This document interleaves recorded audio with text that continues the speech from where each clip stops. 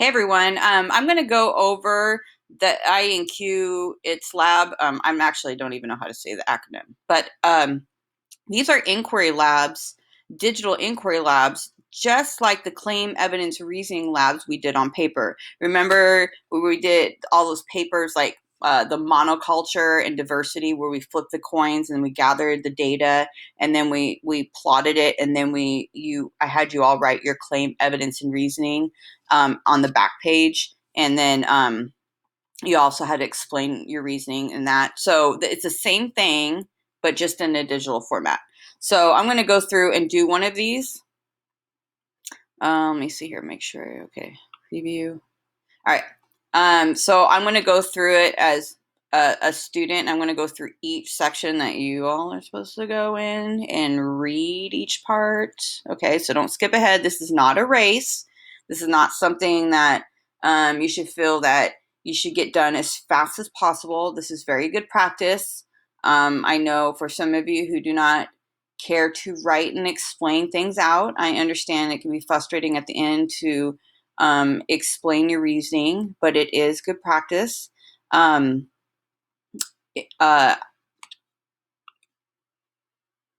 actually decided to pause it because I went and stole my daughter's science journals from high school, and so these are filled with claim evidence reasoning, developing hypotheses, gathering evidence, data, all that stuff. So look at all that. A lot of data collection, a lot of writing, a lot of explaining.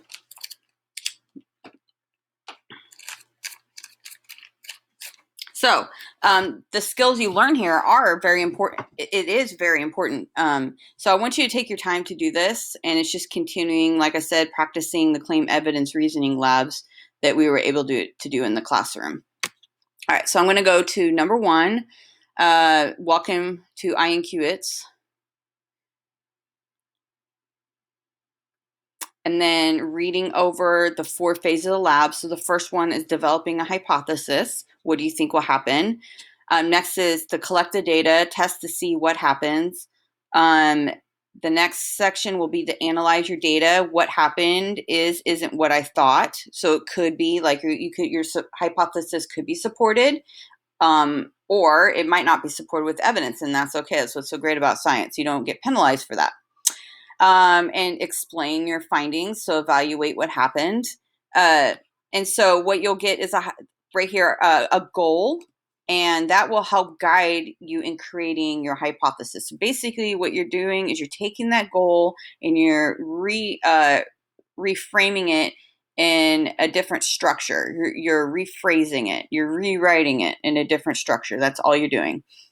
So, like when I show you all how to answer a question by taking the question and rewriting it as a statement, just basically like that. So use the goal to make the hypothesis with an independent variable and a dependent variable. So an independent variable is what you will change, and your dependent variable depends on the independent variable. So if I manipulate my independent variable, my dependent variable will show me what will happen.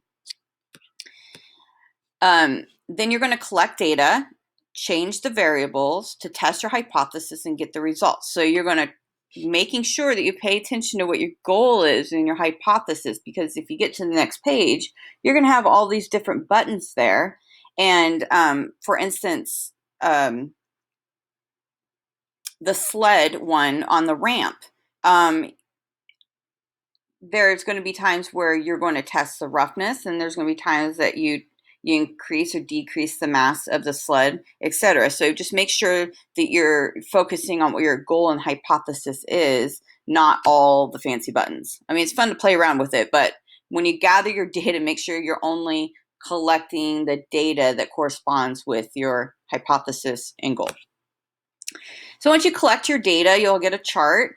And you're going to make a claim. So remember, we used to make those claims and it had fill in the blank on the back of those lab packets. Same thing, right? Just a little bit different language.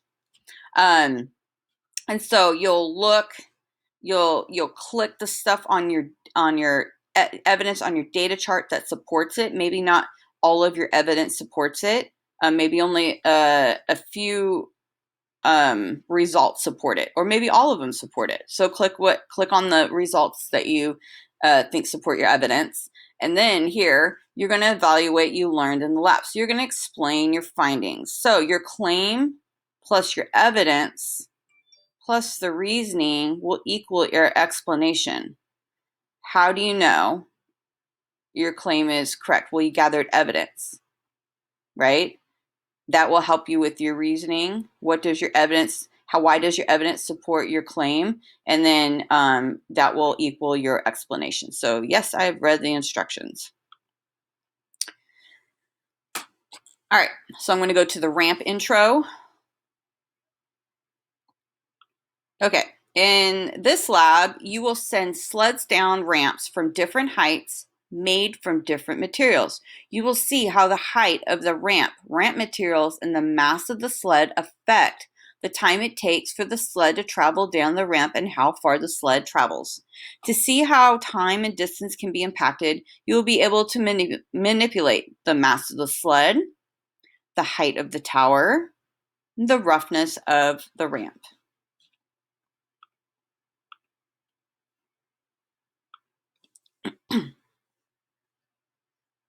Okay, now I'm going to go to the actual lab activity.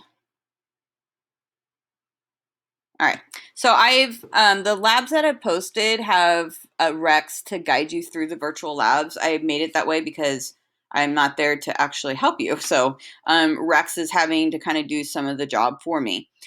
Each lab has 4 stages. So you're going to go through 4 different sections. You're going to make a hypothesis, then you're going to collect some data, then you're going to analyze the data, and then you're going to explain your findings. Rex will pop up if you're clicking on the wrong thing, so pay attention to what Rex is saying. Stop and think about what your goal is. And then also, after you create your hypothesis and you create a correct one, remember what your hypothesis is. Don't get distracted by other things. Stay focused on your goal and your hypothesis. Okay. So determine how the size of the sled affects the total distance traveled from the end of the ramp. So here I'm going to determine how the size of the sled. So if I'm going to increase. Now what's my goal again? Determine how the size of the sled affects the total distance. So I'm focusing on the size of the sled. So I'm going to click size of the sled and then choose, what am I doing? How the size of the sled affects the total distance traveled from the end of the ramp. So I'm verbally modeling out loud what I would be thinking in my head.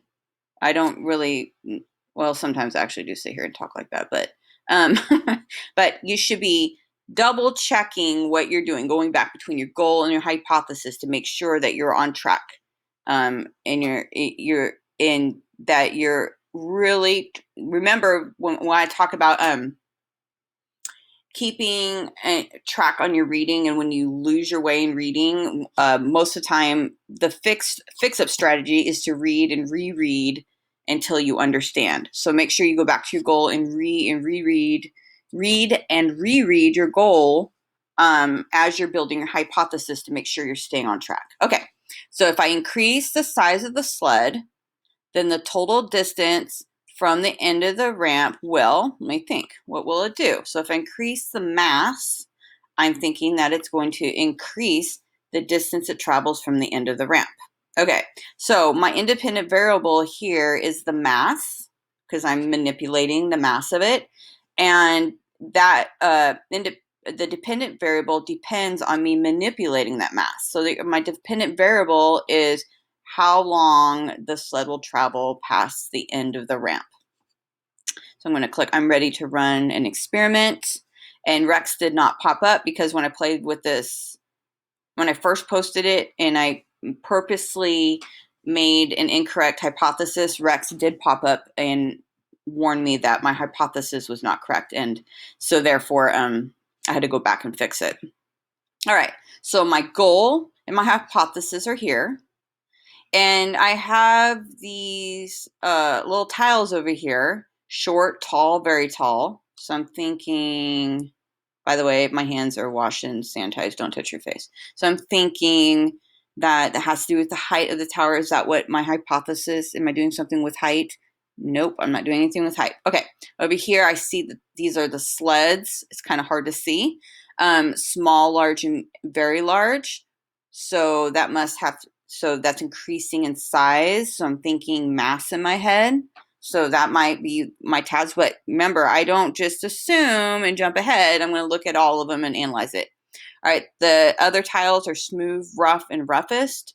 So I don't see anything in my goal or hypothesis to have to do with this, making the ramp rough. So looking back on my goal, I'm increasing the size of the sled.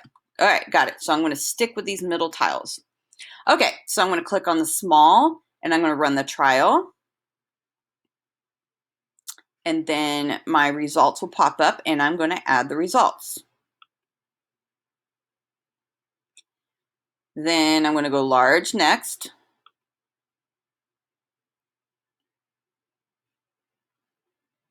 And then my results added. So when it was the size, sled size was small, it went 504 meters. When the sled size was selected to be large, it went 520 meters. So it's kind of showing me, I think that as I increase the mass, it's going to go increase the distance from the end of the ramp. I'm going to collect some more data though. Whoops, no, I'm not finished. Run trail. All right, so, okay.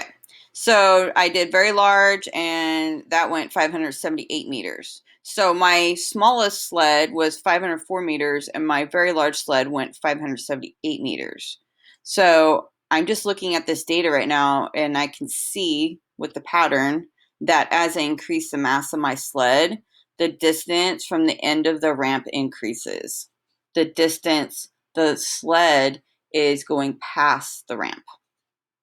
So I'm finished with collecting data, but I'm going to double check because I was only going to do the size and distance past the end of the ramp. Good, done it all. All right, so I'm finished.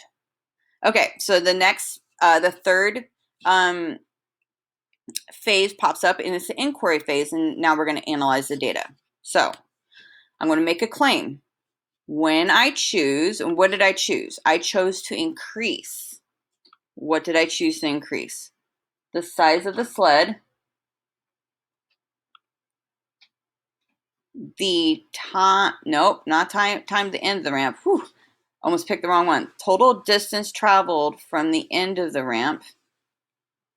What did we say? We said it would increase in our hypothesis. Increased. Did that happen? Well, looking at my data, it did happen. So my hypothesis is supported. So I'm done with my analysis. Okay, so I'm going to click to show the data. All right, so here we go. Write a sentence that states what you found out about the scientific question. You just investigated. Provide enough details so the friend who did not do the experiment could learn from your description. Okay, so when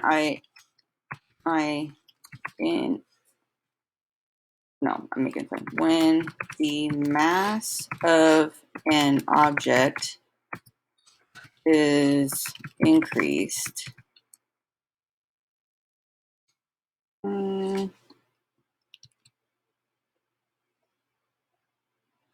it will travel farther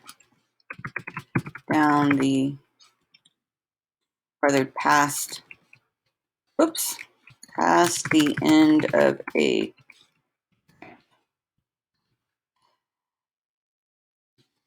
when I increased the mass of the sled, the data shows that the distance from the end of the ramp increased. Okay. And then provide and describe scientific evidence from your data table that supports or refutes your claim. So refutes means that if it does not support your claim. So if your hypothesis is not supported. Remember to provide enough details so that a friend who did not do the experiment can learn from your description. My first trial run with a small sled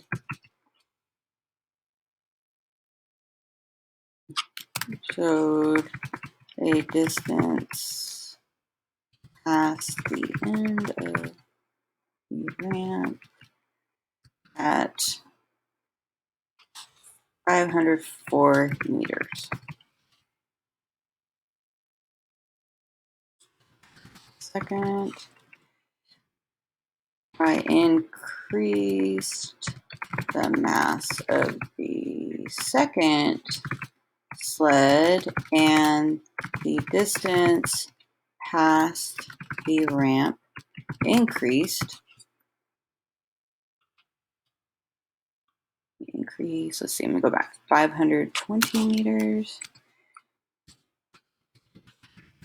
And the third mass increase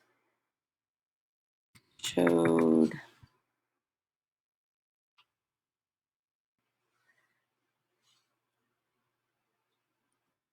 I'm not gonna say made the sled go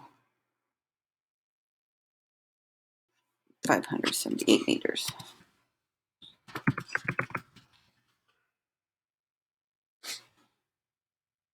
Explain why your evidence, what you wrote in box 2, supports your claim. My claim was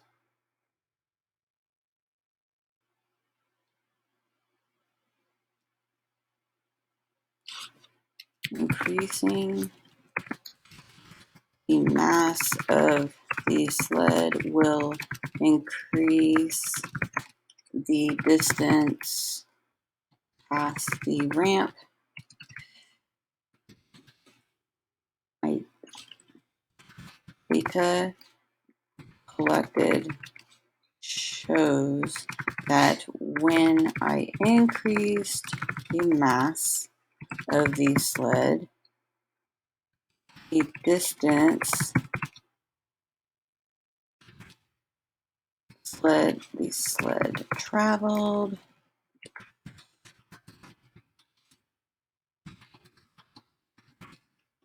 the ramp increased. Whew. Okay, there we go. All right, that's it. I'm done. Okay, well, you know what? I noticed something on here is that I probably should hit save. Oh, it is saved. Okay, I must automatically save. That's cool. Finish and submit. And then that's it. It's all done. So, like I said, take your time when you're doing this. And remember when we were doing those CER labs in the classroom, basically what you ended up doing was almost, as I showed you, repeating the information and just rewriting it over and over again and maybe adding a little bit more detail. So I hope this helps.